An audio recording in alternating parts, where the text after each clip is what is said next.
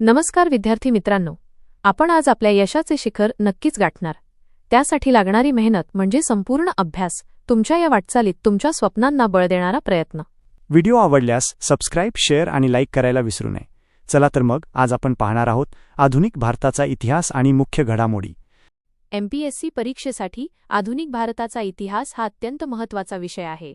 यामध्ये केवळ भारताच्या स्वातंत्र्य लढ्यावरच नाही, तर महाराष्ट्रातील समाजसुधारकांवर विशेष भर दिला जातो.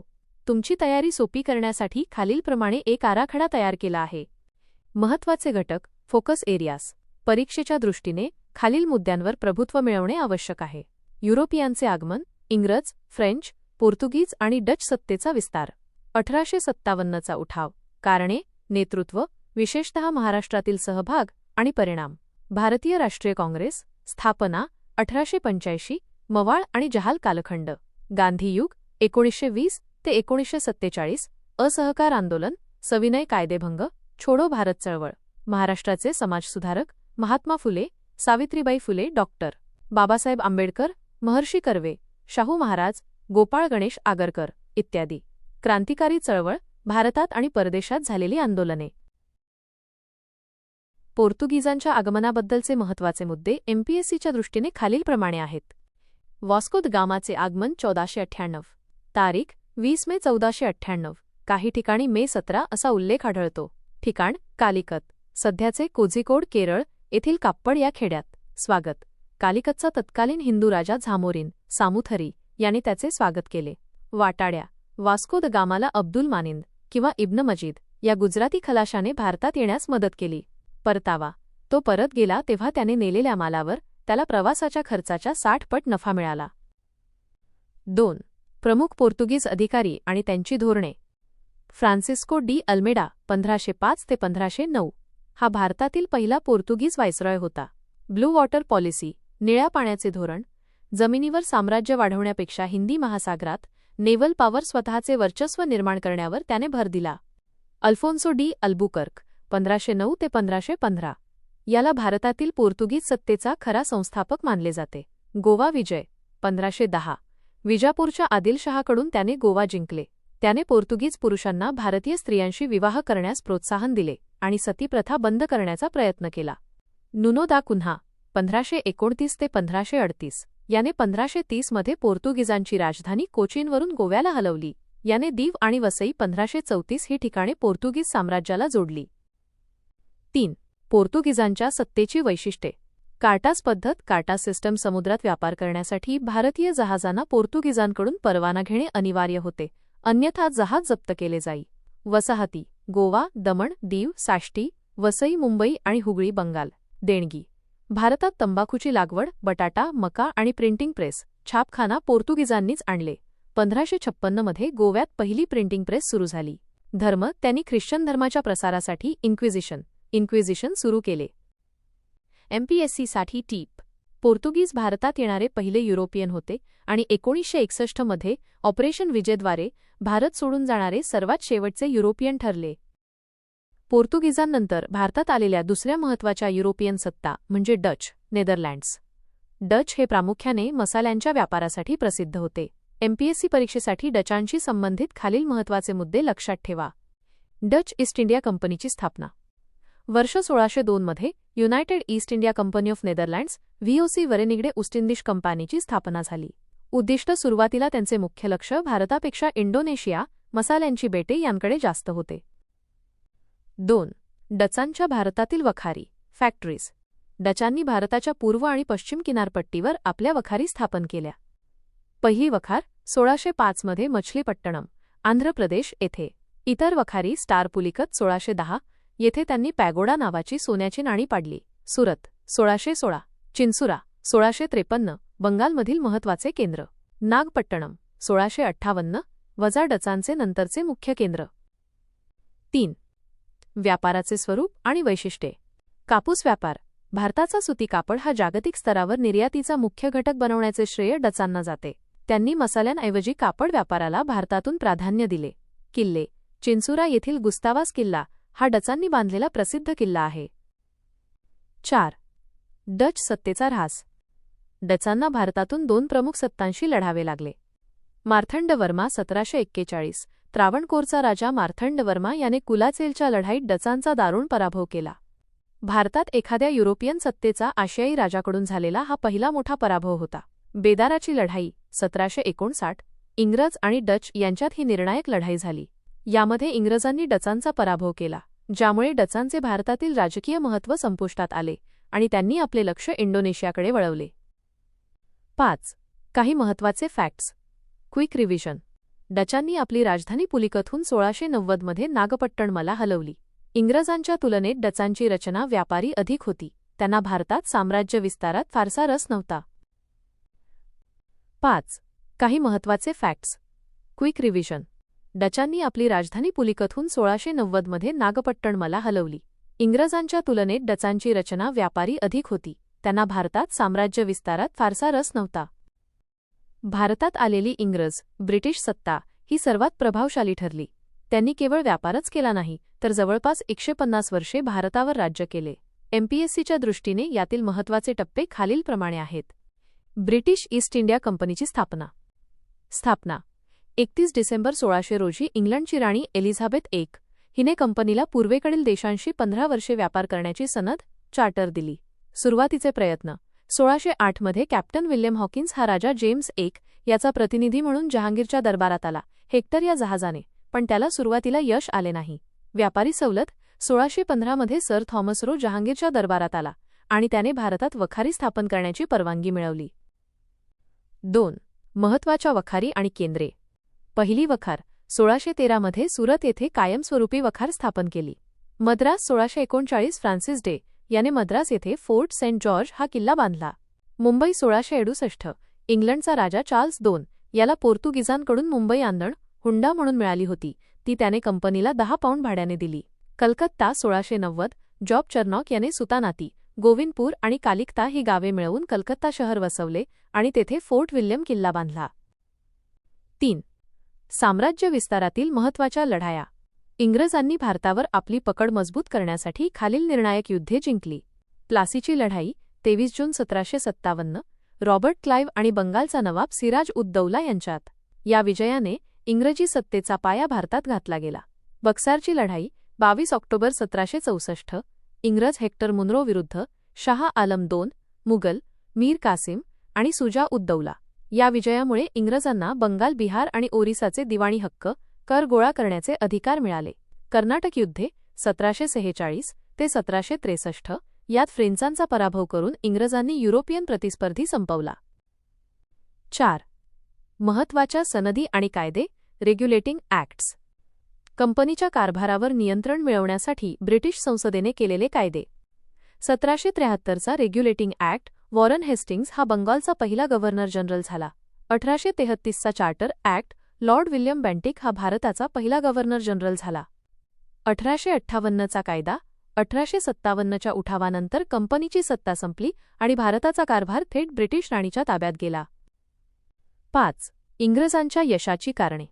प्रबळ आरमार, नेव्हल स्ट्रेंथ, शिस्तबद्ध सैन्य आणि आधुनिक शस्त्रे. फोडा आणि राज्य करा, डिवाइड अँड रूल हे धोरण. एमपीएससी परीक्षेच्या दृष्टीने ब्रिटिशांनी भारतावर आपली पकड मजबूत करण्यासाठी ज्या राजकीय आणि लष्करी क्लृप्त्या, टॅक्टिक्स वापरल्या त्या समजून घेणे अत्यंत महत्त्वाचे आहे. त्यांनी केवळ तलवारीच्या जोरावर नाही तर मुत्सद्देगिरी आणि कायद्याचा वापर करून साम्राज्य विस्तार केला. या विस्तारवादी धोरणांचे मुख्य 3 आधारस्तंभ खालीलप्रमाणे आहेत. तैनाती फौज, सबसिडियरी अलायन्स. लॉर्ड वेल्स्ली. हे धोरण म्हणजे एखाद्या राज्याला मैत्रीच्या नावाखाली हळूहळू गिळंकृत करण्याचे साधन होते. धोरण. भारतीय राजाने स्वतःचे सैन्य बरखास्त करून ब्रिटिश सैन्यपदरी बाळगायचे. त्या सैन्याचा खर्च राजाने द्यायचा किंवा तेवढ्या उत्पन्नाचा प्रदेश इंग्रजांना द्यायचा. परिणाम. यामुळे भारतीय राजांचे परराष्ट्र धोरण संपले आणि ते पूर्णपणे इंग्रजांवर अवलंबून झाले. पहिले राज्य. हैदराबादच्या निझामाने सर्वात आधी 1798 तैनाती फौजेचा स्वीकार केला. त्यानंतर म्हैसूर, तंजावर, अवध आणि पेशवे. दुसरा बाजीराव वसईचा तह यांनी हा स्वीकार केला. 2. खालसा धोरण. Doctrine of lapse. Lord Dalhousie. हे धोरण अधिक आक्रमक होते. ज्या भारतीय राजाला स्वतःचा नैसर्गिक वारस मुलगा नाही, त्याचे राज्य ब्रिटिश साम्राज्यात विलीन केले जाई. कृप्ती. दत्तक विधान नामंजूर करणे. खालसा केलेली प्रमुख राज्ये. सातारा 1848 हे खालसा होणारे पहिले राज्य होते. एमपीएससीसाठी अतिशय महत्त्वाचे. जैतपूर संबळपूर 1849, झाशी 1853, नागपूर 1854. अपवाद: अवधचे राज्य वारस नसल्यामुळे नाही, तर गैरकारभाराचे मॅल ॲडमिनिस्ट्रेशन कारण देऊन खालसा करण्यात आले. 3. फोडा आणि राज्य करा, डिवाइड अँड रूल, हे इंग्रजांचे सर्वात प्रभावी राजकीय सूत्र होते. धोरण: भारतीय सत्ताधीशांमधील आपसातील हेवेदावे आणि धार्मिक मतभेदांचा फायदा घेणे. उदाहरणे: प्लासीच्या लढाईत नवाब सिराज उद दौलाचा सेनापती मीर जाफर याला सत्तेचे आमिष दाखवून फोडले. म्हैसूरच्या विरोधात मराठा आणि निझामाची मदत घेतली, तर मराठ्यांविरुद्ध निझामाला सोबत घेतले. नंतरच्या काळात हिंदू आणि मुस्लिम यांच्यात फूट पाडण्यासाठी स्वतंत्र मतदारसंघ यांसारख्या तरतुदी केल्या. 4. लष्करी आणि आर्थिक कृत्या, ring fence policy. Ring fence policy: Warren हेस्टिंग्सने आपल्या राज्याच्या बंगालच्या संरक्षणासाठी शेजारील राज्यांचे उदा. अवध बफर स्टेट म्हणून वापर केले. प्रशासकीय कायदे, regulating act, Pitt's India act यांद्वारे हळूहळू ईस्ट इंडिया कंपनीकडून सत्ता ब्रिटिश पार्लमेंटकडे वळवण्यात आली. जमीन महसूल, कायमधारा रयतवारी आणि महालवारी या पद्धतींद्वारे भारताचे आर्थिक शोषण करून तो पैसा पुन्हा साम्राज्य विस्तारासाठी वापरला. 1857चा उठाव हा आधुनिक भारताच्या इतिहासातील एक मैलाचा दगड आहे. ब्रिटिशांच्या विस्तारवादी आणि जाचक धोरणांविरुद्ध भारतीय जनतेचा हा पहिला मोठा उद्रेक होता. एमपीएससी परीक्षेसाठी या उठावाची कारणे आणि महाराष्ट्रातील विशेष संदर्भ अत्यंत महत्त्वाचे आहेत. 1. 1857च्या उठावाची प्रमुख कारणे. कोणतीही मोठी क्रांती एका दिवसात घडत नाही, त्यासाठी अनेक वर्षे असंतोष साचलेला असतो. राजकीय कारणे: लॉर्ड डलहौसीचे खालसा धोरण, सातारा, झाशी, नागपूर विलिनीकरण आणि नानासाहेब पेशवे यांची पेन्शन बंद केल्यामुळे सत्ताधारी वर्गात असंतोष होता. आर्थिक कारणे: इंग्रजांच्या जमीन महसूल पद्धतीमुळे रयतवारी, महालवारी शेतकरी कर्जबाजारी झाले. तसेच भारतीय हस्तकला उद्योगाचा ऱ्हास झाला. सामाजिक व धार्मिक कारणे: सती प्रथाबंदी, विधवा विवाह कायदा आणि ख्रिश्चन मिशनऱ्यांचा वाढता प्रभाव यामुळे भारतीयांना आपला धर्म धोक्यात वाटू लागला. लष्करी कारणे: भारतीय सैनिकांना मिळणारे कमी वेतन, समुद्र ओलांडण्याची सक्ती आणि परकीय सैनिकांच्या तुलनेत मिळणारी दुय्यम वागणूक. तात्कालिक कारण: एनफिल्ड रायफल्सची काडतुसे, ज्यांना गायीची आणि डुकराची चरबी लावलेली असल्याच्या अफवेमुळे हिंदू आणि मुस्लिम दोन्ही सैनिकांच्या धार्मिक भावना दुखावल्या. 2. महाराष्ट्रातील उठावाचे विशेष संदर्भ एमपीएससीसाठी अतिशय महत्त्वाचे. एमपीएससीच्या परीक्षेत महाराष्ट्रातील केंद्रांवर हमखास प्रश्न विचारले जातात. ठिकाण: नेतृत्व भाल प्रमुख व्यक्ती: सातारा, रंगो बापूजी गुप्ते, छत्रपती प्रतापसिंहांचे वकील. कोल्हापूर, चिमासाहेब, छत्रपतींचे धाकटे बंधू. पेठ, नाशिक, भगवंतराव निळकंठराव, कोळीराजा. खानदेश, कजारसिंग, भिल्लांचा उठाव. नरगुंद, बाबासाहेब भावे. मुंबई, मंगलसिंग आणि सय्यद अब्बास. बंडाचा कट रचला पण अयशस्वी. 3. उठावाचे महत्त्वाचे नेते राष्ट्रीय स्तर: दिल्ली, बहादूरशाह जफर, मुघल सम्राट आणि जनरल बख्तखान. कानपूर, नानासाहेब पेशवे आणि तात्या टोपे. झाशी, राणी लक्ष्मीबाई. बिहार, जगदीशपूर, कुंवर सिंग, सर्वात वयस्कर नेते. लखनौ, बेगम हजरत महल. 4. उठाव अपयशी होण्याची कारणे: एकीचा अभाव, सर्व भारत एकाच वेळी उठला नाही. दक्षिण भारत आणि पंजाब शांत होता. साधनांची कमतरता, इंग्रजांकडे आधुनिक शस्त्रास्त्रे आणि तारायंत्र टेलिग्राफ होते, तर भारतीयांकडे जुनी शस्त्रे होती. शिस्तबद्ध नेतृत्वाचा अभाव, उठावकर्त्यांमध्ये एकसमान ध्येयाचा अभाव होता. एमपीएससी परीक्षेसाठी 1757 प्लासी ते 1856 डलहौसीचा कार्यकाळ संपणे हा काळ ब्रिटिश सत्तेच्या विस्ताराचा सर्वात महत्त्वाचा कालखंड आहे. या 100 वर्षांत इंग्रजांनी एका व्यापारी कंपनीचे रूपांतर भारताच्या सार्वभौम सत्तेत केले. याचा थोडक्यात घटनाक्रम खालीलप्रमाणे आहे. सत्तेचा पाया: प्लासी आणि बक्सार, 1757 ते 1764. प्लासीची लढाई 1757. रॉबर्ट क्लाइव्हने बंगालचा नवाब सिराज उद दौलाचा पराभव केला. ही लढाई फितुरीने जिंकली असली तरी यामुळे ब्रिटिशांचे पाऊल भारतात घट्ट रोवले गेले. बक्सारची लढाई 1764. इंग्रजांनी मुघल सम्राट शाह आलम, अवधचा नवाब आणि मीर कासिम यांच्या संयुक्त फौजेचा पराभव केला. अलाहाबादचा तह 1765. या तहाने इंग्रजांना बंगाल, बिहार आणि ओरिसाचे दिवाणी हक्क, कर गोळा करण्याचे अधिकार मिळाले. 2. म्हैसूर आणि मराठा सत्तांचा ऱ्हास 1767 ते 1818. अँग्लो-म्हैसूर युद्धे. 4 युद्धांनंतर 1799 मध्ये टिपू सुलतानचा मृत्यू. इंग्रजांनी दक्षिण भारतावर वर्चस्व मिळवले. अँग्लो-मराठा युद्धे. 3 मोठ्या युद्धांनंतर 1818 मध्ये पेशवाईचा अस्त झाला आणि मराठ्यांचे राज्य इंग्रजांच्या ताब्यात गेले. माउंट स्टुअर्ट एल्फिन्स्टनची पुणे येथे कमिशनर म्हणून नियुक्ती झाली. 3. लॉर्ड वेल्स्ली आणि तैनाती फौज 1798 ते 1805. वेल्स्लीने भारतीय राजांना संरक्षणाचे आमिष दाखवून तैनाती फौज स्वीकारण्यास भाग पाडले. यामुळे अनेक राज्यांचे लष्करी आणि परराष्ट्र स्वातंत्र्य संपुष्टात आले. हैदराबादचा निझाम हेही फौज स्वीकारणारे पहिले राज्य होते. 4. साम्राज्य विस्ताराचे शिखर लॉर्ड डलहौसी 1848 ते 1856. डलहौसीने युद्ध आणि मुत्सद्देगिरी या दोन्ही मार्गांनी ब्रिटिश नकाशाचा विस्तार केला. खालसा धोरण डॉक्ट्रिन ऑफ लॅप्स दत्तक विधान नामंजूर करून त्याने सातारा 1848, झाशी, नागपूर आणि संबळपूर ही राज्ये ब्रिटिश साम्राज्यात विलिनीकरण केली. प्रशासकीय सुधारणा डलहौसीच्या काळातच पहिली रेल्वे 1853, मुंबई ते ठाणे, टपाल सेवा आणि तारायंत्र टेलिग्राफ सुरू झाले. यामुळे ब्रिटिश प्रशासन अधिक कार्यक्षम झाले. अवधचे विलिनीकरण 1856 मध्ये गैरकारभाराचे कारण देऊन अवधचे राज्य खालसा केले, जे पुढे 1857च्या उठावाचे एक मुख्य कारण ठरले. सारांश टाइमलाईन समरी 1757 सत्तेचा पाया प्लासी 1799 दक्षिण भारतावर ताबा म्हैसूर विजय 1818 पश्चिम भारतावर ताबा पेशवाईचा अंत 1848 ते 56 विलिनीकरणाचा कळस डलहौसीचा काळ. इंग्रजांनी भारताचे आर्थिक शोषण करण्यासाठी ज्या जमीन महसूल पद्धती अंमलात आणल्या त्या MPSC परीक्षेसाठी अत्यंत महत्त्वाच्या आहेत. या पद्धतींमुळे भारतीय ग्रामीण अर्थव्यवस्था पूर्णपणे कोलमडली. प्रामुख्याने 3 प्रकारच्या महसूल पद्धती होत्या. कायमधारा पद्धत पर्मनंट सेटलमेंट जनक लॉर्ड कॉर्नवॉलिस 1793. क्षेत्र बंगाल, बिहार, ओरिसा आणि उत्तर कर्नाटक. स्वरूप जमिनीची मालकी जमीनदारांकडे देण्यात आली. सरकारला द्यायचा महसूल कायमस्वरूपी निश्चित केला गेला. परिणाम जमीनदार वर्गाचा उदय झाला, जो ब्रिटिशांशी एकनिष्ठ राहिला, परंतु शेतकऱ्यांचे मोठ्या प्रमाणावर शोषण झाले. 2. रयतवारी पद्धत रियोतवारी सिस्टम जनक थॉमस मुनरो आणि कॅप्टन रीड 1820. क्षेत्र मद्रास, मुंबई प्रांत आणि आसाम. स्वरूप रयत म्हणजे शेतकरी. यामध्ये सरकार आणि शेतकरी यांचा प्रत्यक्ष संबंध होता. जमीनदार हा मधला दुवा काढून टाकण्यात आला. वैशिष्ट्य जमिनीची मोजणी करून महसूल ठरवला जाई. तो कायमस्वरूपी नसून दर 20 ते 30 वर्षांनी त्यात बदल केला जाई. परिणाम प्रत्यक्ष संबंध असला तरी महसुलाचा दर खूप जास्त 50% ते 60% होता, ज्यामुळे शेतकरी सावकारांच्या पाशात अडकला. 3. महालवारी पद्धत महालवारी सिस्टम जनक होल्ट मॅकेन्झी 1822. क्षेत्र उत्तर भारत, पंजाब आणि मध्य प्रांत.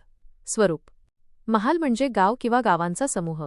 महसूल देण्याची जबाबदारी वैयक्तिक शेतकऱ्याची नसून संपूर्ण गावाची महालची संयुक्तपणे असे.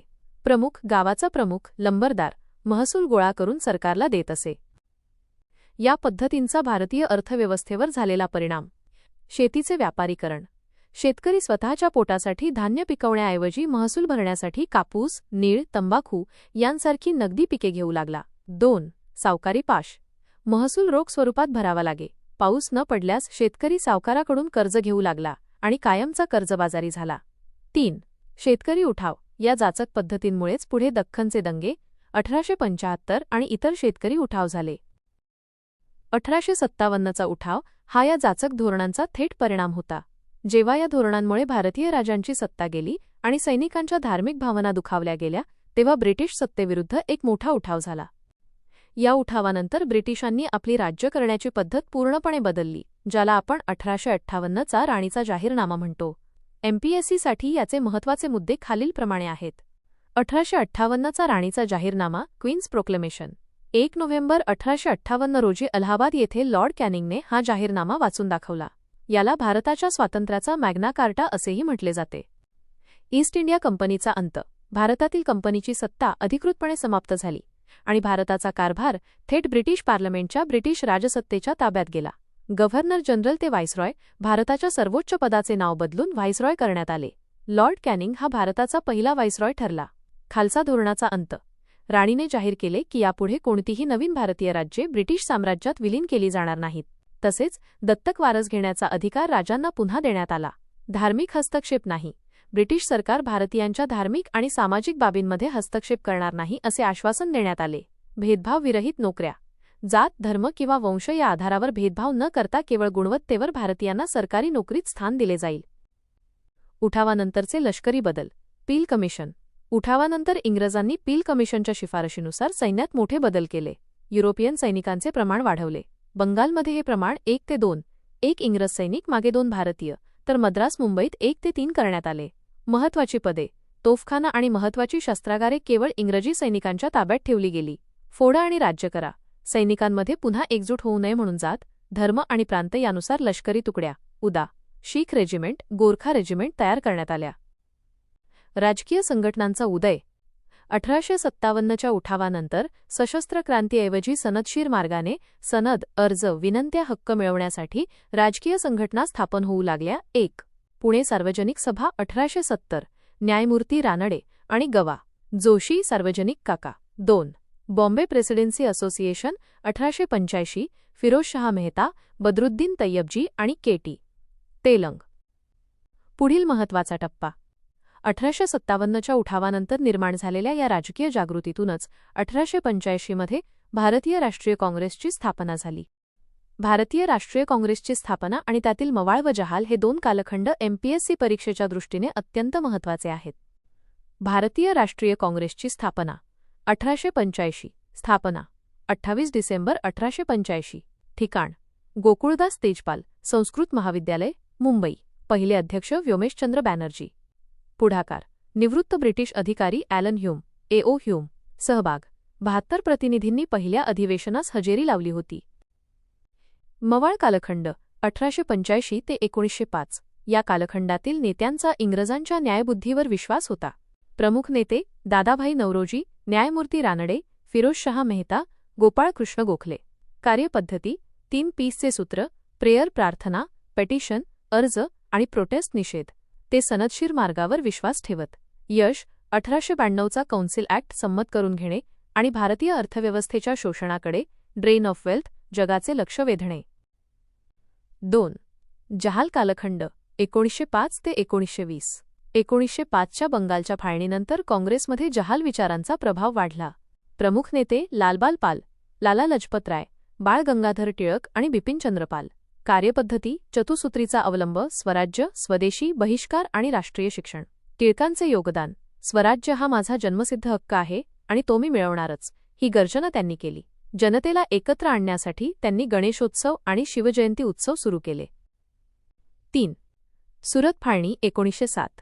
मवाळ आणि जहाल यांच्यातील वैचारिक मतभेद टोकाला गेल्यामुळे 1907च्या सुरत अधिवेशनात काँग्रेसमध्ये फूट पडली.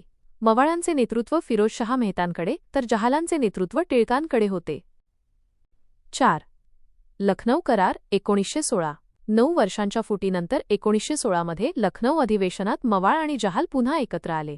याच अधिवेशनात काँग्रेस आणि मुस्लिम लीग यांच्यातही करार झाला, लखनौ करार, ज्यामुळे ब्रिटिशांविरुद्ध एकजूट निर्माण झाली. 5. होमरूल चळवळ 1916. लोकमान्य टिळक आणि ॲनी बेझंट यांनी ही चळवळ सुरू केली. भारताला ब्रिटिश साम्राज्याअंतर्गत स्वशासन, होमरूल मिळावे, हा यामागचा मुख्य उद्देश होता. एमपीएससीसाठी महत्त्वाची टीप. टिळकांच्या मृत्यूनंतर 1 ऑगस्ट 1920 काँग्रेसचे नेतृत्व महात्मा गांधींकडे आले आणि गांधी युगाला सुरुवात झाली. गांधी युग आणि क्रांतिकारी चळवळी हे आधुनिक भारताच्या इतिहासाचे 2 अत्यंत रोमांचक भाग आहेत. क्रांतिकारी चळवळ, रेव्होल्युशनरी मूव्हमेंट. ब्रिटिश सत्तेला सशस्त्र क्रांतीने उत्तर देण्यासाठी अनेक तरुणांनी बलिदान दिले. यात महाराष्ट्राचे योगदान मोठे आहे. चाफेकर बंधू 1897. पुण्याचे प्लेग कमिशनर रँड याच्या अत्याचाराचा बदला घेण्यासाठी दामोदर, बाळकृष्ण आणि वासुदेव चाफेकर यांनी त्याची हत्या केली. ही पहिली सशस्त्र राजकीय हत्या मानली जाते. स्वातंत्र्यवीर सावरकर, त्यांनी 1899मध्ये मित्रमेळा आणि पुढे 1904मध्ये अभिनव भारत या गुप्त संघटनेची स्थापना केली. त्यांनी 1857चा स्वातंत्र्यसमर हा ग्रंथ लिहिला. अनंत कान्हेरे, नाशिकचे जिल्हाधिकारी जॅक्सनची हत्या 1909. राष्ट्रीय स्तर चंद्रशेखर आझाद, भगतसिंग, सुखदेव आणि राजगुरू यांनी HSRA, हिंदुस्तान सोशलिस्ट रिपब्लिकन असोसिएशनच्या माध्यमातून कार्य केले. 2. गांधीयुग 1920 ते 1947. लोकमान्य टिळकांच्या मृत्यूनंतर 1 ऑगस्ट 1920 भारतीय राजकारणाची धुरा महात्मा गांधींकडे आली. त्यांनी सत्य आणि अहिंसा या शस्त्रांचा वापर केला. असहकार चळवळ 1920 ते 1922. उद्देश: ब्रिटिश पदव्या, न्यायालये, शाळा आणि परदेशी मालावर बहिष्कार टाकणे. चौरी चौरा घटना 1922. संतप्त जमावाने पोलीस स्टेशन जाळल्यामुळे गांधीजींनी ही चळवळ मागे घेतली. सविनय कायदेभंग चळवळ 1930. दांडी यात्रा. गांधीजींनी साबरमती ते दांडी असा प्रवास करून मिठाचा कायदा मोडला. महाराष्ट्राचा सहभाग. धारासणा सत्याग्रह. सरोजिनी नायडू नेतृत्व.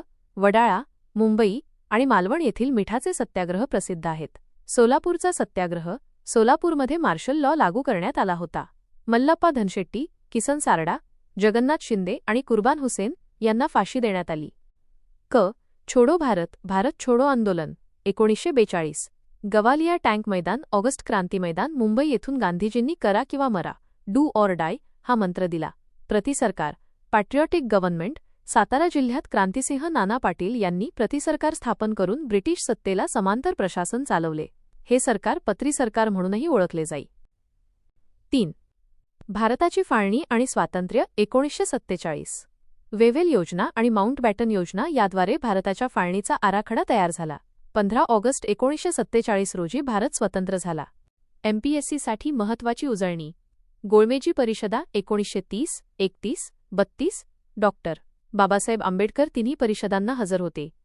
गांधीजी फक्त दुसऱ्या परिषदेला हजर राहिले. पुणे करार 1932. गांधीजी आणि डॉक्टर आंबेडकर यांच्यात येरवडा कारागृहात झालेला करार. दुसरे महायुद्ध संपल्यानंतर ब्रिटनमधील मजूर पक्षाचे पंतप्रधान क्लेमेंट ॲटली यांनी भारतातील राजकीय पेच सोडवण्यासाठी आपल्या मंत्रिमंडळातील 3 महत्त्वाचे मंत्री भारतात पाठवले. त्रिमंत्री योजनेचे सदस्य एमपीएससी वारंवार विचारते. पॅथिक लॉरेन्स, भारत मंत्री या मिशनचे अध्यक्ष 2.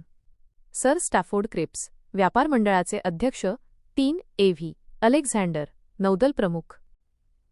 2. प्रमुख तरतुदी रेकमेंडेशन्स. मार्च 1946 मध्ये हे मिशन भारतात आले आणि त्यांनी मे 1946 मध्ये आपला अहवाल सादर केला.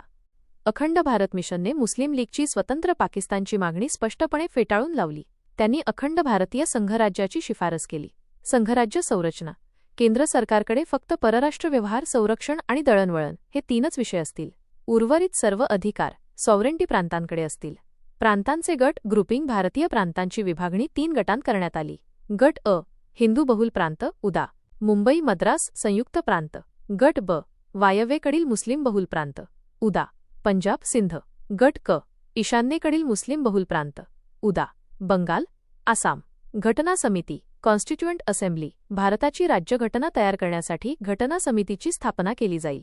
तिचे सदस्य प्रांतिक कायदेमंडळाकडून निवडले जातील. तात्पुरते सरकार इंटरिम गव्हर्नमेंट. राज्यघटना तयार होईपर्यंत देशाचा कारभार चालवण्यासाठी सर्वपक्षीय तात्पुरते सरकार स्थापन केले जाईल. 3. परिणाम आणि प्रतिसाद. काँग्रेसची भूमिका. काँग्रेसने ही योजना अंशतः स्वीकारली. त्यांना अखंड भारत आणि घटना समिती या तरतुदी मान्य होत्या. पण प्रांतांच्या अनिवार्य गटांना ग्रुपिंग विरोध होता. मुस्लिम लीगची भूमिका. सुरुवातीला ही योजना स्वीकारली, पण नंतर पाकिस्तानची मागणी पूर्ण होत नसल्याचे पाहून त्यांनी थेट कृती दिन डायरेक्ट ॲक्शन डे 16 ऑगस्ट 1946 पुकारला, ज्यामुळे देशात दंगली उसळल्या.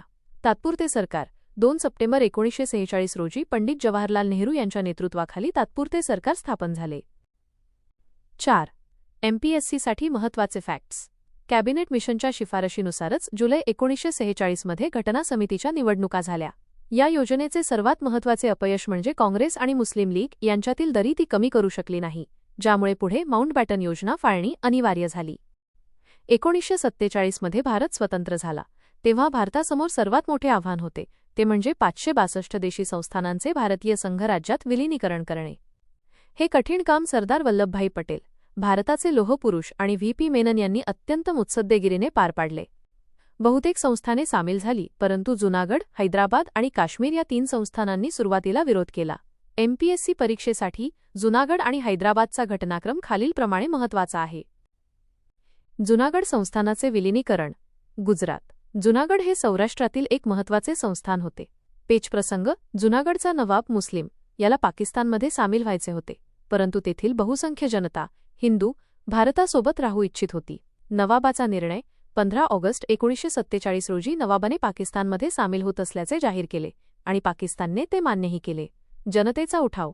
जनतेने नवाबाविरुद्ध बंड पुकारले आणि आरझी हुकूमत तात्पुरते सरकार स्थापन केले. नवाबाने घाबरून पाकिस्तानात पळ काढला.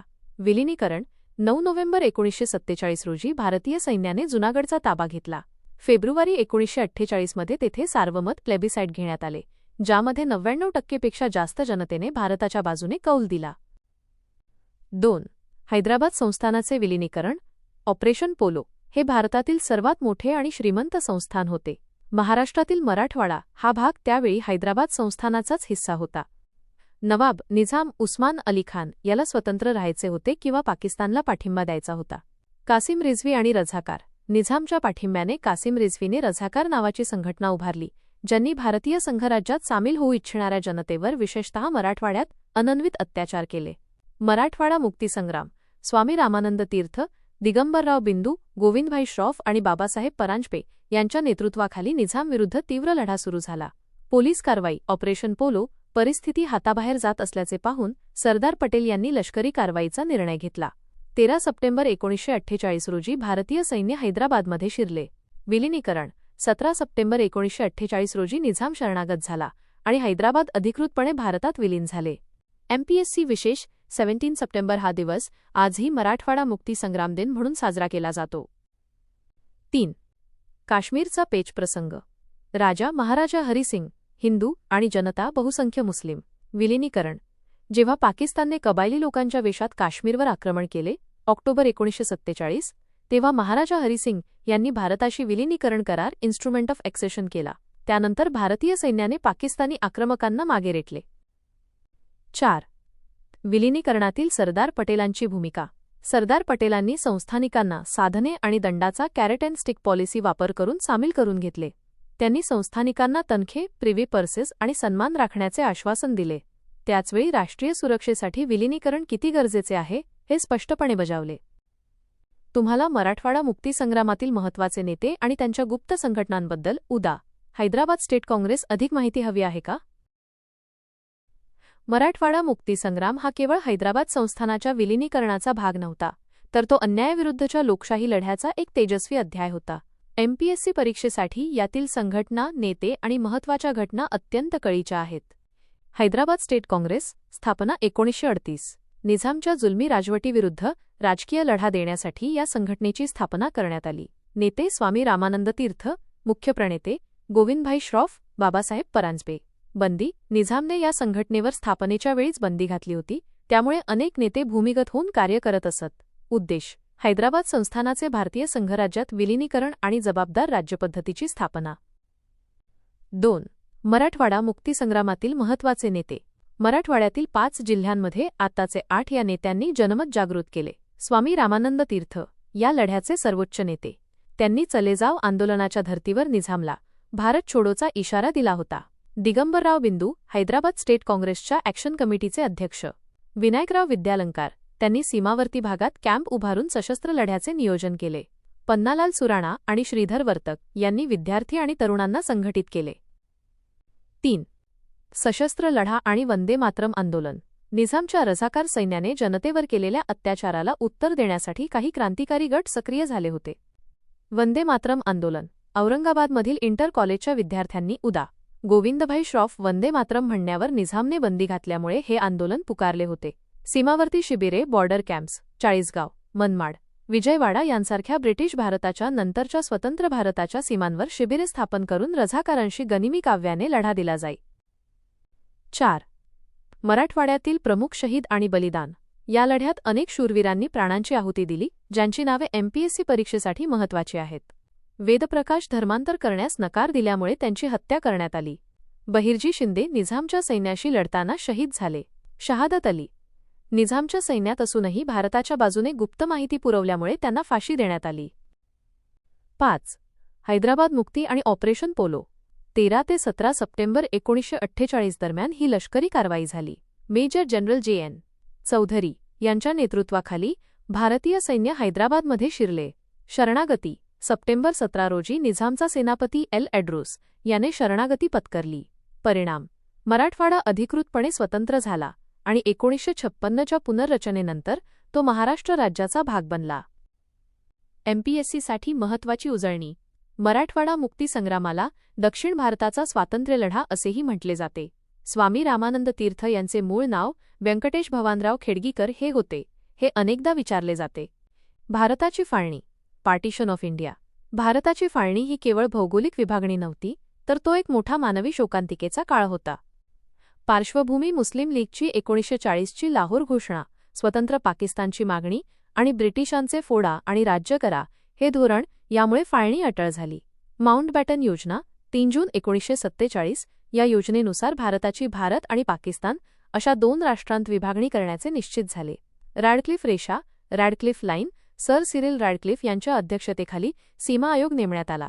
त्यांनी पंजाब आणि बंगालची फाळणी करून भारत-पाकिस्तानमधील सीमा निश्चित केली. परिणाम 15 ऑगस्ट 1947 रोजी भारत स्वतंत्र झाला, तर ऑगस्ट 14 रोजी पाकिस्तानची निर्मिती झाली. यामुळे इतिहासातील सर्वात मोठे स्थलांतर आणि दंगली घडून आल्या. 2. घटना समितीची निर्मिती, फॉर्मेशन ऑफ कॉन्स्टिट्युएंट असेंब्ली. भारताची राज्यघटना तयार करण्यासाठी कॅबिनेट मिशनच्या शिफारशीनुसार घटना समिती स्थापन करण्यात आली. निवडणूक जुलै 1946 मध्ये घटना समितीच्या निवडणुका झाल्या. यामध्ये एकूण 389 सदस्य निश्चित करण्यात आले होते. फाळणीनंतर ही संख्या 299 झाली. पहिली बैठक 9 डिसेंबर 1946 रोजी नवी दिल्ली येथे पहिली बैठक झाली. सच्चिदानंद सिन्हा यांची तात्पुरते अध्यक्ष म्हणून निवड झाली. कायमस्वरूपी अध्यक्ष 11 डिसेंबर 1946 रोजी डॉक्टर राजेंद्र प्रसाद यांची अध्यक्ष म्हणून तर बी. एन. राव यांची घटनात्मक सल्लागार म्हणून निवड झाली. उद्दिष्टांचा ठराव, ऑब्जेक्टिव्हज रेझोल्यूशन 13 डिसेंबर 1946 रोजी पंडित जवाहरलाल नेहरूंनी हा ठराव मांडला, जो आज आपल्या राज्यघटनेची सरनामा प्रिएम्बल आहे. मसुदा समिती, ड्राफ्टिंग कमिटी 29 ऑगस्ट 1947 रोजी डॉक्टर बाबासाहेब आंबेडकर यांच्या अध्यक्षतेखाली मसुदा समिती स्थापन झाली. त्यांनी 2 वर्षे 11 महिने आणि 18 दिवसांच्या परिश्रमानंतर राज्यघटना तयार केली.